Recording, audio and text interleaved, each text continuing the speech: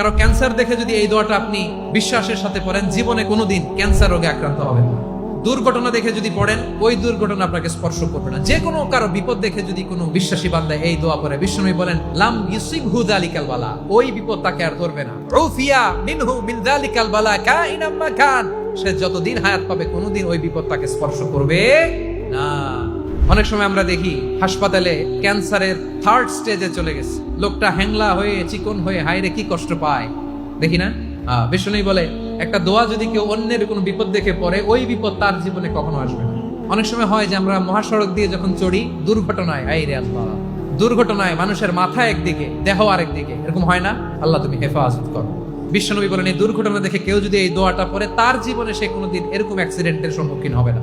শুনবেন, বিশ্বনবী বলেন অন্যের বিপদ দেখে কেউ যদি পড়ে আলহামদুলিল্লাহিল্লাযী আফানি মিম্মা বাতালাকা বিহি ওয়া ফাদ্দালানি আলা কাসীরিম মিম্মান খালাকা তাফদীলা, মানে প্রশংসা সে আল্লাহর, যে আল্লাহ তাআলা তোমাকে যেই জিনিস দিয়ে পরীক্ষা করেছে আমাকে ওইটা থেকে বাঁচিয়ে দিয়েছে।